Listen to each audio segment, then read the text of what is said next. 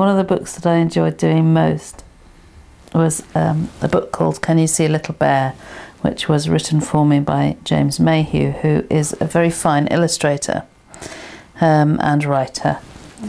And we had many phone conversations while we were working, and we were talking about books for very young children.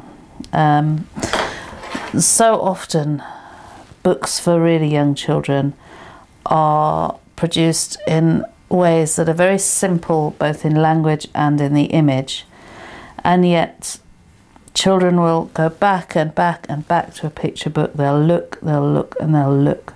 And what we wanted to do was to do something that was much more complex, where the story is not so much in the words as in the pictures.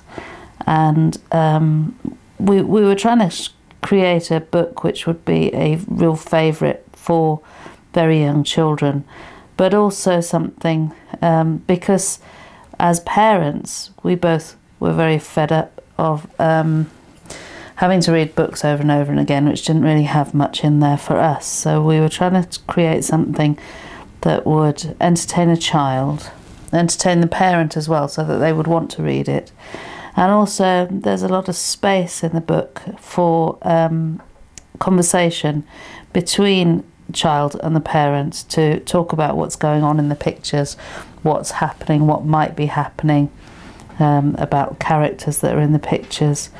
So we were very much trying to make something that would last a long time with very few words. You can either read it very, very quickly, or you can read it very slowly. And the pictures are quite complex.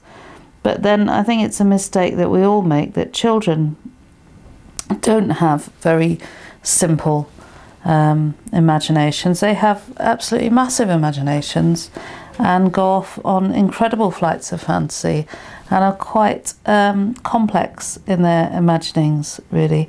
You know, it's the only age where you actually have the luxury to really indulge yourself in things like that.